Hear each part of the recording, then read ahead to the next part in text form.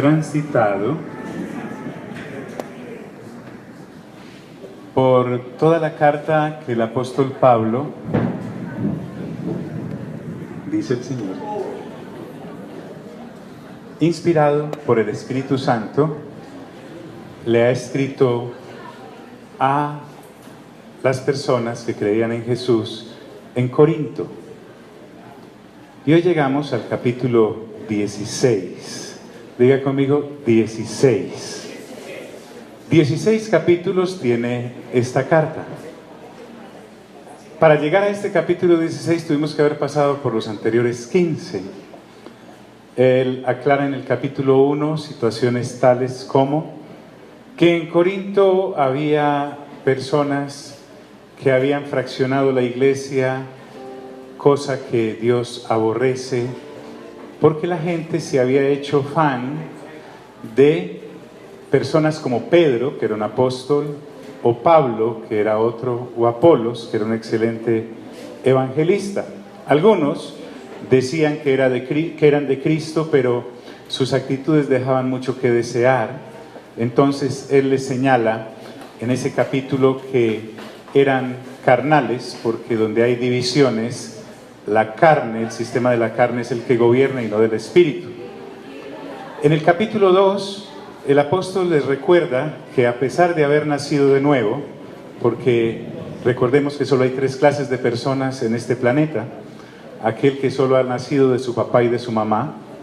Por lo tanto, como el papá y la mamá traen del linaje de Adán y Eva una naturaleza caída cuando desobedecieron, todos entonces, sea la raza, sea el color, sea la época, el estrato, la cultura o la ausencia de ella, son personas nacidas ¿bajo qué?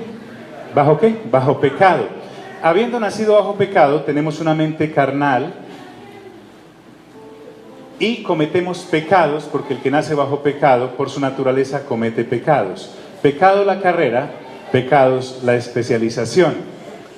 Entonces Pablo le recuerda que ellos ya han nacido de nuevo. El Señor Jesús le dijo a Nicodemo, que era un académico tremendo en cuanto al estudio de las letras y sobre todo de las Sagradas Escrituras, le dijo: Nico, el asunto tuyo es que tienes un conocimiento natural, pero entonces debes nacer de nuevo por el Espíritu y por el agua, que ustedes ya sabemos que es renovar nuestra mente por la palabra. Entonces, cuando una persona nace de nuevo, tiene que cambiar su esquema de pensamientos. Eso se llama renovar ¿qué? El entendimiento, renovar el entendimiento. Pero los hermanos de Corinto no habían hecho eso. Ellos simplemente habían nacido de nuevo, pero al no renovar su mente, habían seguido practicando las conductas de la carne, aunque ya esa no era su naturaleza, pero como no sabían más qué hacer, entonces el Señor, a través de Pablo, les dice: ustedes necesitan la mente de Cristo. Diga conmigo, mente de Cristo, que es un patrón de pensamiento completamente diferente, sublime, que solo puede ser practicado por aquellos que han nacido de nuevo, porque el que no ha nacido de nuevo no puede montar en esa carretera subida, porque además no puede. Porque lo que es nacido de la carne, ¿qué es? Carne. Pero lo que es nacido del Espíritu, ¿qué es? Espíritu. En el capítulo 3 les recuerda que esta vida es solo una parte de lo que una persona o un ser humano tiene, y les recuerda que tendrán que dar cuentas ante el Señor Jesús de lo que hayan hecho en esta vida. Si han construido con madera, heno u hojarasca, que son las obras de la carne, entonces serán personas salvas, indudablemente, pero sufrirán pérdida porque no recibirán galardones. La salvación es por gracia, porque nadie la puede comprar, pero los galardones son por obrar de acuerdo con la nueva naturaleza que tenemos, es decir, por construir con oro, plata y piedras preciosas, que son las obras del Espíritu. Contra esas cosas no hay ley. En el capítulo 4, el apóstol sigue insistiéndole a estos creyentes que no han renovado su mente, que él en poco tiene el ser juzgado por un tribunal humano, y eso que lo estaban juzgando bien. Algunos eran hinchas de Pablo en la congregación de Corinto, pero él les dice: yo en muy poco tengo el ser juzgado por un tribunal humano. Y dice, es más, ni yo mismo me juzgo. El que me juzga será el Señor cuando saque a la luz lo oculto de las tinieblas y ponga todo en claro. Lo que está diciendo Pablo es, así hablen bien de mí o mal de mí, esa no es la manera de adquirir reputación buena o mala. El que le da a uno el reconocimiento es Dios. Diga conmigo, Dios. Y póngase a pensar si no, a veces la persona recibe más daño de aquellos que lo adulan porque lo inflan, que de aquellos que lo critican porque al fin y al cabo lo desinflan. En el capítulo 5, a pesar de que ya eran creyentes, diga conmigo, creyentes, había un caso interesantísimo en la congregación de Corinto, y era que un hombre vivía como si fuera el marido de la mujer de su papá. ¡Qué enredo! Entonces Pablo dice, hombre, asunto como ese no se nombra ni entre los gentiles, es decir, aquellos que no habían nacido de nuevo. Pónganse las pilas, y ordena que lo expulsen de la comunión de la congregación con un gran objetivo que vamos a ver en la segunda carta, y es que eso causa en él una convicción de estar en tal obra de la carne que causa arrepentimiento, lágrimas, pero las lágrimas que produce el sufrimiento de Dios es para salvación, mientras que las lágrimas que produce la conducta del pecado es para condenación, y lo restituyen. Así que no se asuste, dígale de lado, no te asustes. Entonces ese muchacho seguía usando su nueva vida para lo anterior, y lo mismo la señora, me imagino. En el capítulo 5 también y 6 empieza a hablar de unos creyentes que se habían tumbado en un negocio entre ellos. Uno como que le había quedado viendo a otro en algo, y además de que ya de por sí está bien mal que uno le falle a una persona al pagarle, o por lo menos de estarle diciendo te debo, te voy a pagar, pero no estoy en la condición de hacerlo. Resulta que la persona ofendida en tal desespero acude a los tribunales humanos y entonces nombra un juez que no era creyente para juzgar un asunto de creyentes. Pablo les dice, eso no está bien, ya está bien mal que se hayan defraudado entre ustedes, pero peor aún es que vayan a los incrédulos para que les juzgue eso. ¿Acaso no hay entre ustedes gente madura que le pueda decir el uno al otro cómo deben arreglar el asunto? Diga conmigo, ay, ay, ay. En el capítulo 6 el asunto va más allá. Aunque eran personas nacidas de nuevo, pero no habían renovado su mente, entonces Pablo tiene que decirles, mire, ni los borrachos, ni los adúlteros, ni los fornicarios, ni los que se echan con varones, ni los afeminados, ni los que practican, mejor dicho, las obras de la carne, heredarán el reino de los cielos. Diga conmigo, no heredarán. Y les dice de una manera hermosa y llena de amor, porque Pablo nunca dejó de llamarlos hermanos, ni dejó de llamarlos iglesia del Señor, les dice, ¿saben? Y eso eran algunos de ustedes, pero ya han sido lavados, o sea, ya han nacido de nuevo, ya han sido justificados, ya han nacido de nuevo, ya han sido, ya al nacer de nuevo, pues pónganse las pilas, salgan de ahí. Les dice también en el capítulo 6 que ellos son templo del Espíritu Santo. Diga conmigo, templo. Fuerte, templo. En el contexto griego era muy interesante porque algunos utilizaban su cuerpo para ser templo de sus vicios y de sus pasiones, de sus desaforos. Otros utilizaban su cuerpo como objeto de castigo y de laceración. Pero Pablo les dice ahora, ustedes son templo del Espíritu Santo, es decir, el Dios Espíritu Santo, con el cual fueron sellados después de haber creído en Cristo Jesús, habita en ustedes, y entonces Él camina con ustedes y le dice a este cuerpo, templo. Diga conmigo, templo. Entonces, pero estos hermanos seguían yendo, por ejemplo, donde las rameras, porque en Corinto se había acuñado una palabra para la época y decía, vamos a corintianizar. El que decía vamos a corintianizar era porque iba a pegarse una de esas rumbas, pero impresionante. Era algo así como lo que pasa en Las Vegas se queda ¿dónde? Lo mismo, lo que pasaba en Corinto se quedaba ¿dónde? En Corinto. Entonces Pablo les dice, no muchachos, el cuerpo ya no es para eso, ustedes son templo. En el capítulo 7 Pablo entra a hablar algo sobre las relaciones sexuales y da a entender cómo debían ser las relaciones sexuales con respecto a las personas que eran casadas, aquellos que eran solteros, aquellos que eran divorciados, aquellos que eran vírgenes, porque imagínense también había. Entonces el asunto va más allá de una simple instrucción de suposiciones y posiciones, y es más bien darles a entender que las relaciones interpersonales a nivel sexual tenían un orden, porque ellos, los de Corinto, eran hijos e hijas de ¿quién? Por lo tanto, deberían representarlo muy bien en su aspecto de relaciones sexuales. En el capítulo 8, Pablo habla de algo extraordinario, y era que estos hermanos de Corinto sabían mucho, pero practicaban poco, porque se habían llenado de conocimiento, y el conocimiento envanece. Diga conmigo, el conocimiento envanece. De cualquier materia. Puede ser conocimiento académico o puede ser conocimiento teológico. Y ellos estaban envanecidos. Sabían mucho, pero no aplicaban nada. Mire lo que venimos diciendo desde el capítulo 1. Entonces Pablo les dice, pero el amor edifica. Diga conmigo, amor. Y empieza a hablarles y le da puntadas para el capítulo 13, porque les va a hablar del amor ágape. Diga conmigo, ágape. El amor ágape no tiene nada que ver con el amor eros, aquella pasión que siente una persona por otra a nivel físico, esa atracción fatal. O con el amor filial, el que siente un papá por un hijo, viceversa, entre hermanos. Todas esas cosas lindas que solo proceden del corazón humano.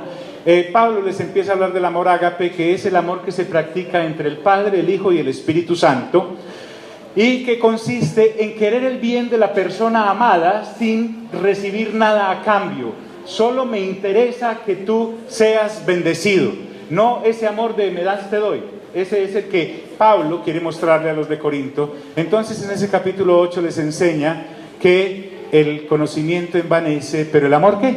Edifica. En el capítulo 9, Pablo tiene que entrar más o menos en defensa con respecto a su ministerio, porque el constante roce con los hermanos de Corinto, a los cuales él había parido en el Evangelio, le habían tomado mucha confianza, se les había vuelto común el apóstol Pablo, y él aclara una serie de situaciones ahí. En el capítulo 10, valida todo el Antiguo Testamento, porque aunque nosotros estamos leyendo el Nuevo, siendo asiduos y lo estamos aceptando como la palabra de Dios ya revelada, no con el velo que tiene el Antiguo Testamento, porque Jesús no había sido manifestado como Hijo de Dios.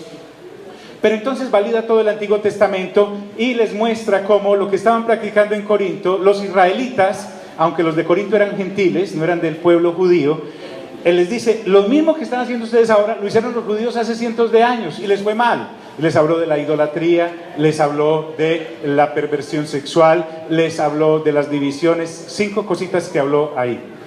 En el capítulo 11 habla de la cena del Señor.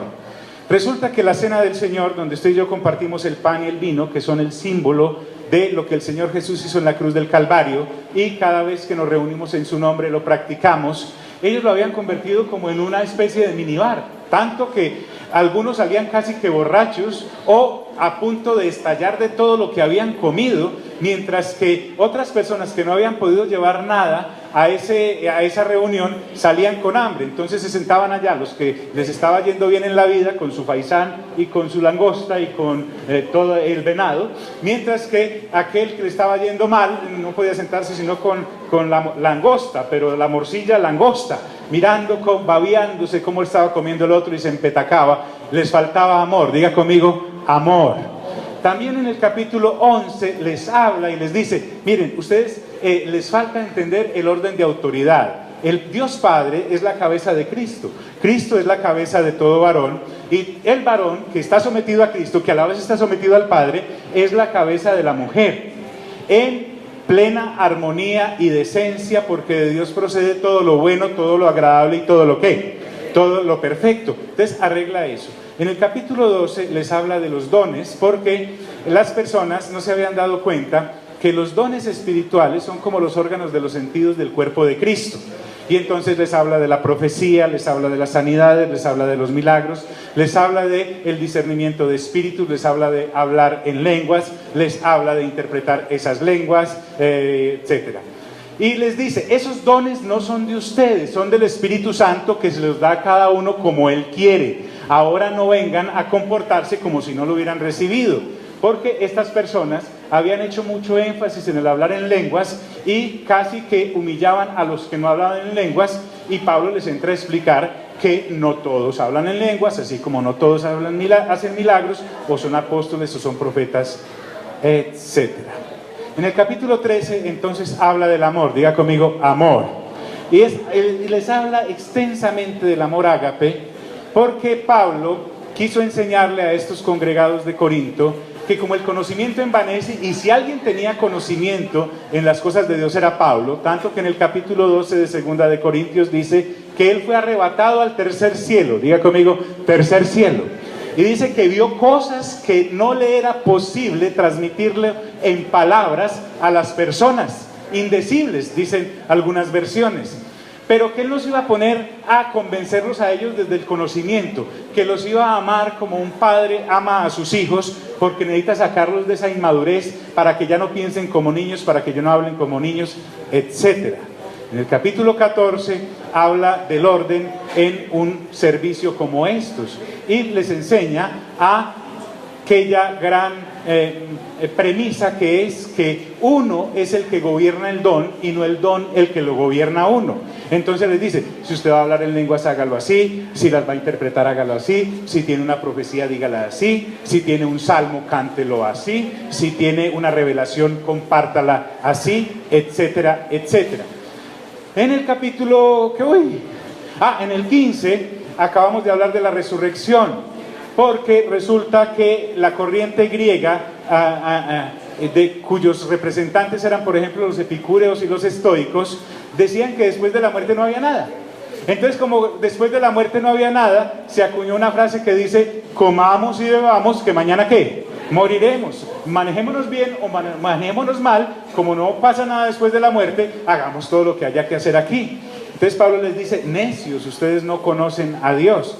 Y hace toda una exposición extraordinaria ya a nivel doctrinal de la resurrección, de lo cual hablamos durante 7 charlas. Al llegar al capítulo 16, diga conmigo, 16, Pablo, que nos ha llevado inclusive a conocer en qué cuerpo vamos a resucitar. Pues nosotros ya tenemos bien claro el asunto de la resurrección. ¿Aló? Si no lo tiene claro, pues métase a YouTube y escuche las 7 charlitas que le queda súper claro, pues. Entonces, pero en el capítulo 16 el panorama llega y uno dice, pero Pablo, ¿por qué agarró por ahí? Es que a mí me han enseñado que no me preocupe de eso, porque mire de lo que empieza a hablar, de ofrendas. Mire de lado y dígale, ofrendas, fuerte, ofrendas. Tranquilo, cálmese, apacigue su espíritu, hoy no voy a pedir nada. Les voy a transmitir algo extraordinario. Eso es que el Señor le manda a decir que no esté de acuerdo. Entonces, oiga pues bien esto. ¿Por qué Pablo empieza a hablar de ofrendas? Como le está hablando a una congregación carnal, Pablo le va a tocar un tema a la congregación de Corinto. Diga conmigo, a la de Corinto. A nosotros no, nosotros somos unos lujos en eso. Pero en la congregación de Corinto eran tan carnales, aunque eran cristianos, que ellos todavía creían que eran dueños de lo que tenían. Es decir, ellos no habían entendido que habían sido comprados por un alto precio, que es la sangre del Señor Jesucristo. Y que al Señor cuando los compró a ellos y lo que tenían. Así como el que es ganadero sabe que cuando uno compra una vaca preñada o con ternero, la compra con el ternero. ¿Me estoy haciendo entender? Entonces, ellos no habían entendido que al Señor comprarnos y redimir nuestra alma, que es muy importante, y llamarnos a una nueva vida, que es muy importante, ellos en su carne todavía administraban el bolsillo como les daba su voluntad. Entonces, Pablo, diga conmigo, Pablo, en este capítulo 16, y les decía y les hice todo ese recuento de capítulos anteriores para que entiendan que llegamos a este punto porque había que llegar a este punto. Es decir, esto no he tratado hoy de echarle una indirecta a nadie, o de yo sacarme algún clavo, o de pedirles a ustedes alguna cosa. Esto ocurría ya, era en Corinto, no entre nosotros.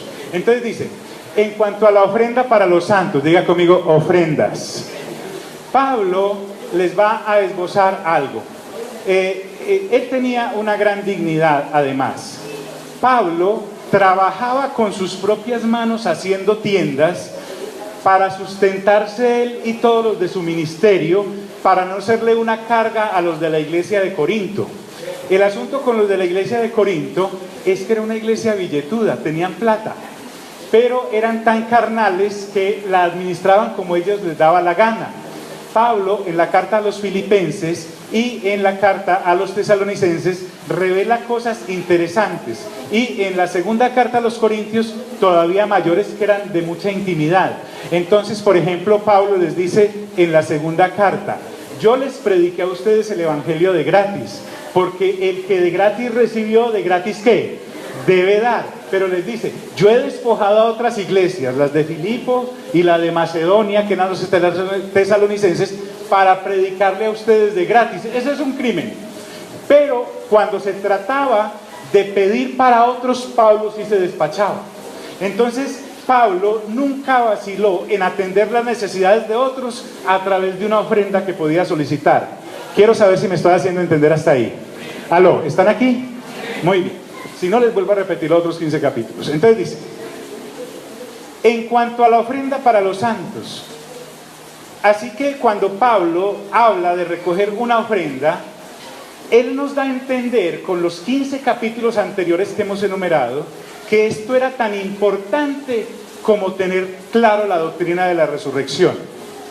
Es decir, es tan importante saber qué cuerpo vamos a recibir después de que el Señor Jesús venga en su retorno y traiga con él a los que han muerto con él, y los que estemos vivos seremos transformados recibiendo un cuerpo nuevo para estar con él para siempre. Como era tan importante el momento que ellos estaban viviendo en su vida terrenal como miembros de una congregación. Mira al de lado, dígale: ay, ay, ay. Muy bien.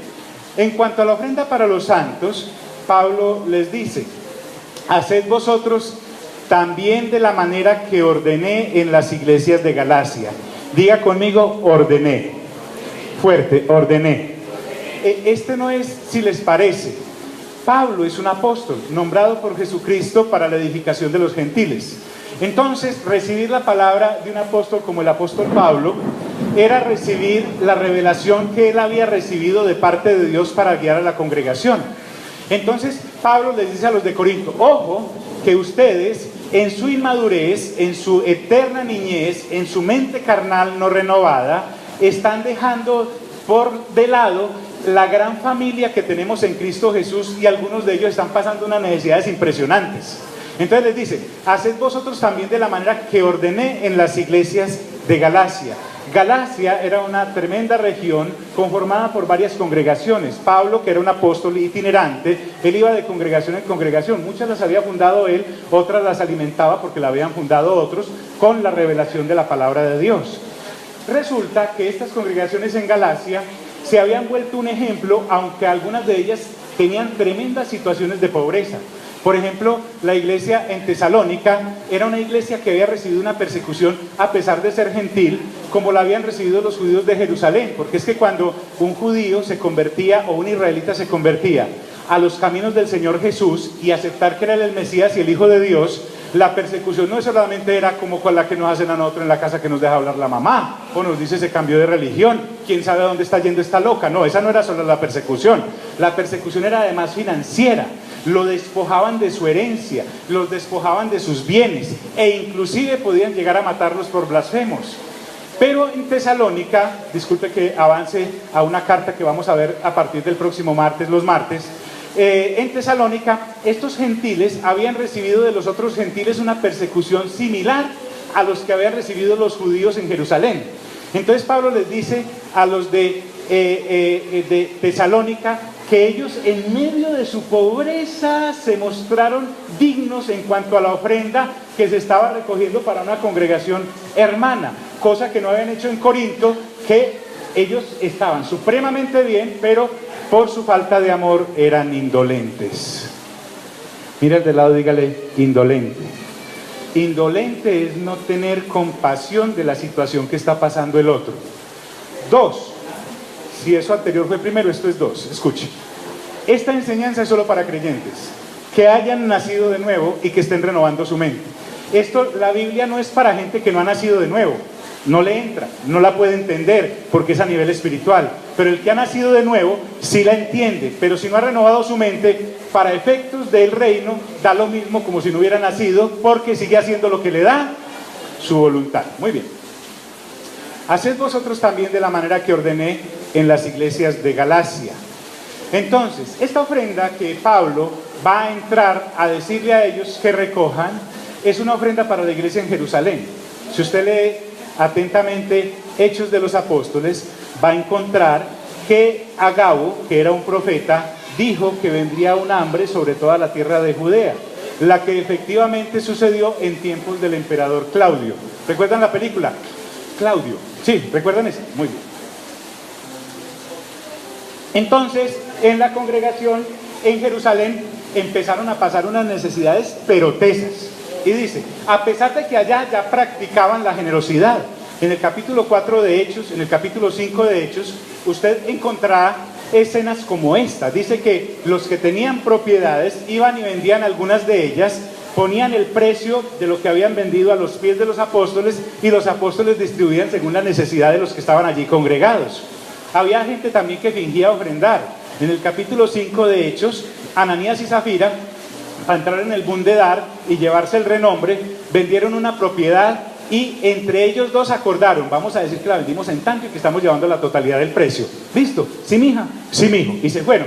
Entonces, como Ananías llegó primero al templo y esta Zafira, la esposa, se quedó haciendo una vuelta en el centro comercial con el resto de la plata, entonces, cuando llevó la ofrenda, Pedro le dice, Ananías, ¿y eso es todo? Y Ananías le dice, sí. Y le dice a Pedro, guiado por el Espíritu Santo, Ananías, uy, usted no me está mintiendo a mí, al fin y al cabo, pues yo quién soy.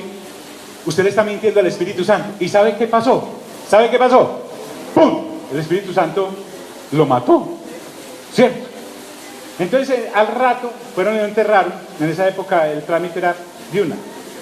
Llegó Zafira, ¿cierto? Y todos estaban esperando para darle la noticia. Entonces, cuando llegó, Pedro la llama, Zafi, y ella va y le dice, Zafi, ¿vendieron en tanto la propiedad? Y le dice, sí, porque ellos eran muy unidos, Ananías y Zafira.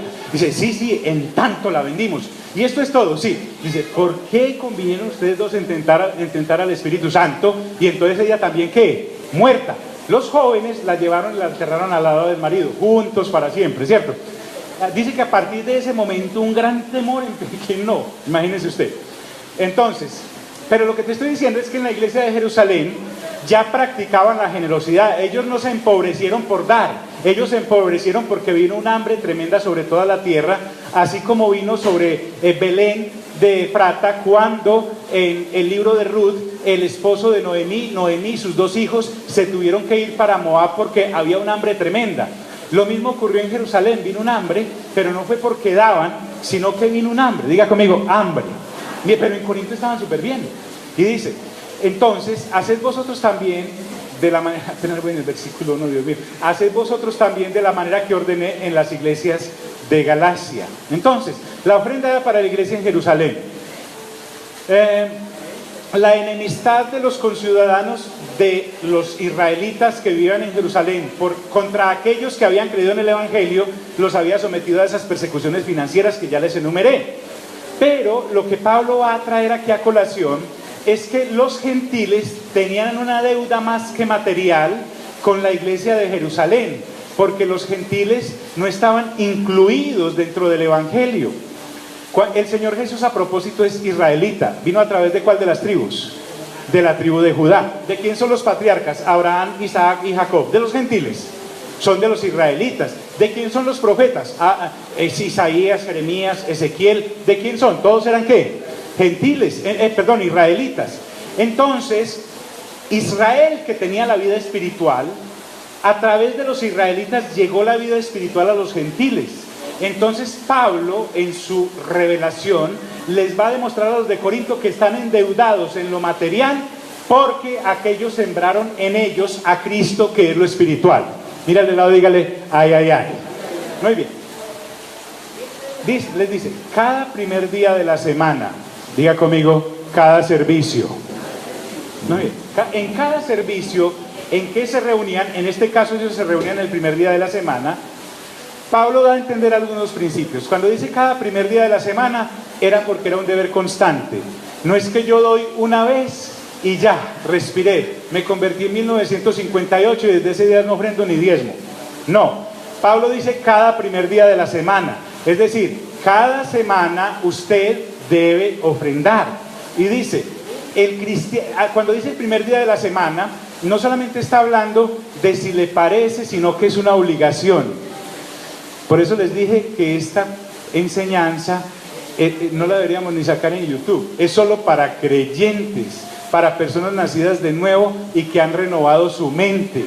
No es para personas que no han nacido de nuevo o carnales que siguen pensando que ellos son dueños de lo que tienen.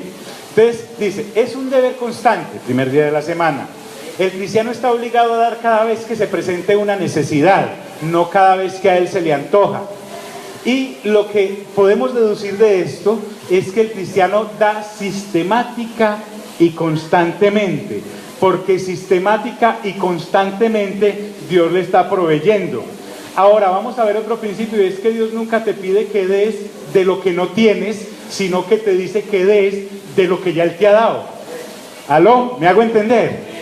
Y tampoco está hablando de tus ganancias futuras. En el año 3003, cuando por fin haya realizado tal proyecto, ese día empezaré a diezmar y a ofrendar. No. Si yo no soy fiel ahora, con lo poquito que tengo en el primer ladrillo de la construcción, no voy a ser fiel cuando tenga el edificio completo. ¿Me estoy haciendo entender, amigos? Sistemática y constantemente. Otra de las cosas que Pablo trae a colación, diga conmigo, Pablo, cada uno de vosotros ponga aparte algo. Diga conmigo, cada uno. Yo no tengo por qué meterme en el bolsillo del otro, ni el otro meterse en el bolsillo mío. Oiga pues, todos incluidos tienen la obligación de dar, tanto el que gana mucho como el que gana poco. Aquí no es que el rico debe suplir por todos. No, aquí es que es mejor que muchos den poco a que uno dé mucho. Sin embargo, en 2 de Corintios, Pablo va a decir algo similar a lo que ocurría con el maná. En el maná, Dios dio una instrucción que cada persona debía tomar un gomer al día. Un gomer es una medida, una tacita. Y si cogía más de un gomer, el resto que le sobraba se le iba a vinagrar. Muchos, claro, tomaban de más, entonces se les vinagraba el resto, porque era cada día que debían tomar. Y allá Moisés dijo, el que recogía mucho no tenía más, y el que recogía poco no tenía menos, era por igual. Lo mismo puede ocurrir en una congregación. Hay personas que puede que estén ganándose el mínimo o menos del mínimo, y hay personas empresarias que son las que pagan el mínimo y entonces a ellos les ingresa más. Nunca el diezmo será más para un rico porque es el diezmo de lo que le entró a él. ¿Me estoy haciendo entender? Y nunca el diezmo será más para una persona que gana el mínimo porque le entró el mínimo. Es del mínimo que va a diezmar, no de algo más. Y el rico no va a diezmar más de lo que se le dio, sino de lo que recibió.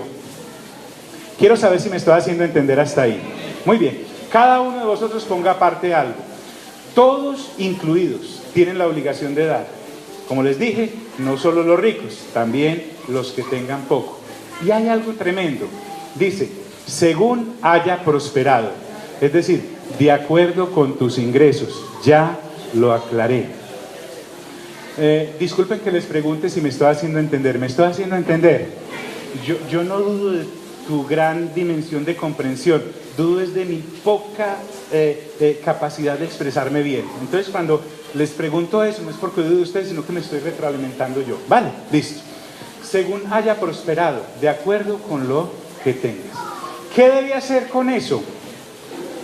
Diga conmigo, guardándolo. Fuerte, guardándolo. Ahora, guardándolo para entregarlo el primer día de la semana, cuando haya servicio. Y cuando dice también guardándolo, es porque esa parte que apartaste ya no es de tu libre disposición. Dejó de ser tuya en el momento en que Dios la puso en tu mano. En nuestro caso, diezmos y ofrendas, eso ya Dios te lo puso y tú sabes que solo puedes disponer de tu 90. ¿Entendimos eso? Ese 10 no es tuyo. En estos días tuvimos una experiencia sensacional, un gran amigo y yo, cuando vimos compartiendo el reino de Dios y su justicia a horas muy tempranas. ¿Será que del diezmo hay que hablar como a esa hora? Eran como las 4 o 5 de la mañana. Esta persona, ella solita, tuvo una convicción impresionante acerca de lo que era el diezmo y la ofrenda. De verdad, se le vio como que se le iluminaba el rostro, pero además sintió la contrición de estar en pecado por no estar obedeciendo como nacido de nuevo esa situación. Fue algo extraordinario. Pero lo bonito es que cuando le hablamos de eso, no le hablamos de Malaquías 3:10, el 11 y el 12 que dice, y lloverá sobre ustedes bendición hasta que sobreabunde. No, porque esa parte la predica uno cuando está predicando añadiduras para que la gente se motive y entonces dice, si doy tengo más. No, lo bonito fue que le hablamos del 3:8 y el 9 que dice que el que no diezma es un ladrón, porque no diezmar es robar. Y le dijimos, sí hermano, lo que pasa es que no diezmar es robar. Y eso lo puso más feliz todavía. ¿Sí me hago entender? Porque le estamos hablando del reino de Dios y su justicia, y realmente el diezmo y la ofrenda es un acto de dejar de robar. No estoy diezmando y ofrendando para que me bendigan, sino que estoy dejando de robar. Mira al de lado, dígale, ay, ay, ay. Muy bien. Entonces guardándolo. Y Pablo les dice, para que cuando yo llegue no se recojan entonces ofrendas. Pablo quería reservar su tiempo y energía para dedicarlo a predicar el evangelio y no para recoger ofrendas. Lo que está diciendo es que esta madurez la debe tener cada congregación local. Pablo iba a ir allá y les dice, recojan ustedes la ofrenda, tengan la lista para llevarla a Jerusalén, para que cuando yo vaya no perdamos el tiempo recogiendo ofrendas, que es tan importante como hablar de la resurrección, sino para que ahondemos en la predicación del reino de Dios y su justicia. Y también les dice, y cuando haya llegado a quienes hubierais designado por carta, a estos enviaré para que lleven vuestro donativo a Jerusalén. Pablo era supremamente estricto en cuanto a levantar la ofrenda. Este asunto de predicar el evangelio del reino de Dios y su justicia es maravilloso, porque al tocar estos temas se hace con una libertad extraordinaria, porque ya yo sé, por ejemplo, que te estoy predicando esto no para abusar de tu bolsillo, sino para edificarte en el reino. Pero también Pablo era muy elástico en cuanto a la forma para enviarla. Él no está diciendo, la tengo que llevar yo y punto. No, Pablo quería que los hermanos de Corinto salieran de esa carnalidad en la que estaban, porque ya en Hechos 20:35, parte B, Pablo dijo, es más bienaventurado dar que ¿qué? Que recibir. Porque él dice, el Señor mismo me dijo, más bienaventurado es dar que ¿qué? Que recibir. Entonces, Pablo lo que quiere es que los hermanos de Corinto, después de recoger la ofrenda, ellos mismos la lleven y se la entreguen a Jerusalén, para que sientan lo emocionante que es dar y la experiencia de entregarla. Además, una de las formas de matar la codicia y la avaricia es dando. No hay otra vacuna para dejar de ser avaro y codicioso, es dando. Diga conmigo, dando es como se recibe. Fuerte, dando es como se recibe. Sí. Y si fuere propio, dice Pablo, que yo también vaya, irán conmigo. Como los hermanos de Corinto eran tan quisquillosos y tan carnales, Pablo se blinda por todos lados. Entonces dice, yo sí puede que vaya a llevar la ofrenda, pero no solo. Si están hablando de mí sin recibir nada, ¿cómo será si les recibo algún billete? Eso es lo que están diciendo. Vamos y con testigos. Luego les dice, iré a vosotros cuando haya pasado por Macedonia, pues por Macedonia tengo que pasar. Macedonia, el departamento, regiones como Tesalónica, los municipios. Entonces, lo que Pablo está diciendo es, en este versículo, como cuando uno pasa rápido buscando licuadoras y neveras, ¿cierto? O que hay ahí para mí, si me irán a cambiar el carro no desde el cielo, uno no lee estos versículos. Pablo me está mostrando acá su intensa labor en cuanto a la predicación del evangelio. El hombre un día estaba en Macedonia, otro día estaba en Acaya, otro día andaba por Galacia, otro día andaba por Filipos, otro día andaba por Jerusalén, llevando el evangelio del reino. Entonces lo que le está diciendo a ellos es, hey, despierten, salgan de ese globito, de esa urna en la que ustedes se han metido a pelear los unos con los otros, y dense cuenta que hay que llevar el evangelio a otros lados y necesitamos patrocinio. Eso es lo que está diciendo. Iré a vosotros cuando haya pasado por Macedonia, pues por Macedonia tengo que pasar. Y podrá ser que me quede con vosotros y aún pase el invierno. Diga conmigo, sin afanes. El evangelio sin afanes es lo ideal. Es muy difícil que una persona nazca de nuevo Bueno, realmente eso es fácil porque el Espíritu Santo es el que me convence de pecado, de justicia y de juicio. Pero renovar mente y madurar en el Evangelio sí requiere de tiempo. Uno no puede llegar, vea, en 5 minutos, por favor, pastor, me hace un zoom así en el cual yo pueda, en una cápsula, ser maduro mañana. No da. Tiene que dedicarse tiempo. Pablo les dice, voy a ir a ustedes y voy a pasar con ustedes el invierno. O sea que no va a pasar 1 mes o 2. Y los inviernos de estas tierras bíblicas sí son verdaderos inviernos, no es aquí echando solo agüita.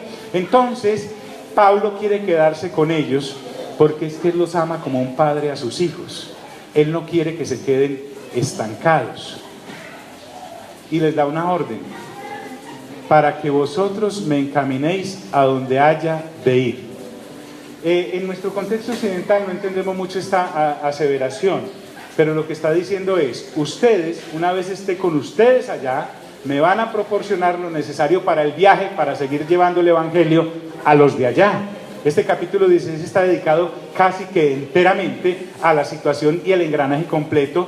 Sí tenemos una resurrección pendiente, un cuerpo nuevo que nos va a ser entregado, una eternidad completa con Jesús, completa, pero mientras estemos acá, tenemos que velar los unos por los otros. Mira al de lado y dígale, ay, ay, ay. Porque no quiero veros ahora de paso, pues espero estar con vosotros algún tiempo, sin afanes. Y dice algo extraordinario, que por a veces leer de afán no lo tenemos en cuenta. Si el Señor lo que, casi que era, no era una simple expresión, era un lema. Era un lema. Santiago, en su carta, dice: vosotros los que comerciáis, no digáis, iré a tal parte y comerciaré y negociaré. Digan más bien, si Dios quiere. ¿Se acuerdan como nos decían las mamás? ¿Sí o no? Los papás, mi papá me decía mucho eso. Si Dios quiere, no es si. ¿Por qué? Porque es que uno es como la neblina. Hoy está y mañana no está. Hoy se levanta sano, lo pica cualquier mosquito y se murió a las 6 de la tarde por un mosquito que lo picó a las 12. Usted estaba ahí y de pronto le cayó algo encima y lo aplastó.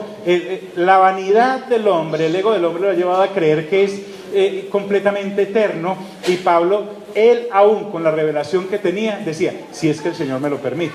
Es que Pablo ya había pasado por estas muchas veces. Pablo, por ejemplo, había intentado predicar en Galacia, la región que acaba de decir que ya había evangelizado, y el Espíritu Santo no se lo permitió.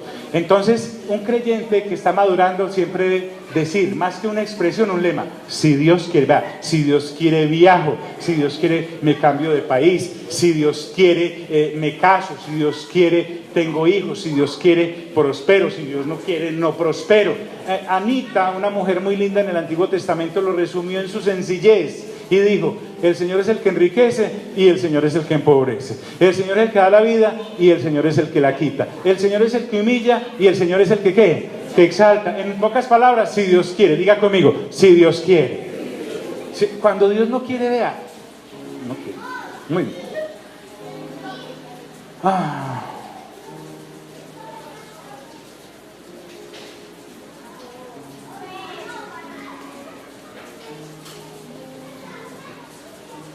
Yo creo que debemos dejar ahí, porque no estamos de afán.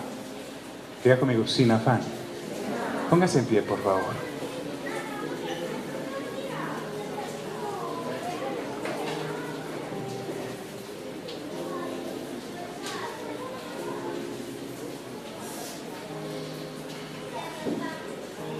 Hay versículos tan tremendos como 1 de Juan 3:17, tal vez dice: si yo veo a un hermano que le hace falta lo que se necesita para el diario vivir y le digo, vaya, coma, vaya, abríguese, y dice, y yo tengo con qué darle eso y no se lo doy, mi religión es vana, mi religión es vana. Entonces Pablo le enseña a los hermanos de Corinto, diga conmigo, en Corinto, que ellos ya no se pertenecían. Pablo era alguien que era capaz de sacarse el pan de la boca para dárselo a otro. En Corinto no.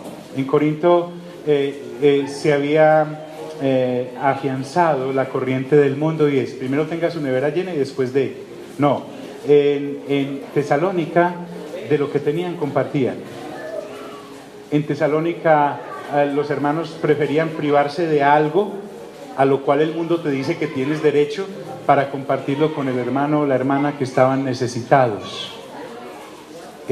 A esto es a lo que el Espíritu Santo nos quiere llevar en este capítulo 16. Pero les quiero confesar algo así como una especie de chismecito santo entre nosotros. Un año después, Pablo escribe la segunda carta y en el capítulo 8, versículo 10 y en el capítulo 9, versículo 2, Pablo les dice: lo que ustedes se propusieron hacer hace un año, diga conmigo, un año. Ya pues, de esto que acabamos de hablar, a un año después, esta gente ni había recogido la ofrenda ni la había enviado. Y los hermanos de Jerusalén con la nevera vacía.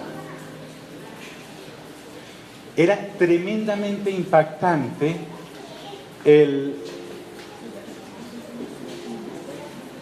la forma en cómo se habían anquilosado en la renovación de su entendimiento. En esta área también los hermanos de Corinto le pegaron a todas. ¿Has visto cuando uno ve que el otro se equivoca y uno aprende? Uno ve la congregación de Corinto y dice: uy, no, esa gente hizo todo eso para yo no hacerlo. Imagínate, un año después Pablo les dice: como ustedes tienen el querer de hacer esto hace un año, hermanos, después de una enseñanza como estas que el apóstol Pablo le dio a esa congregación que él parió guiado por el Espíritu Santo, y los hermanos de Jerusalén todavía en penurias porque ellos tenían cómo, tenían con qué, pero su fe era como un camión con un motor potente, pero sin ruedas. Sin ruedas. Impresionante. Di conmigo: Señor Jesús, gracias por tu palabra. Gracias, Señor, por lo que tú nos revelas a través del Evangelio del Reino. Perdóname, Señor, por todas las veces que buscando añadiduras para mí, me obligué de compartir con mi familia en la fe.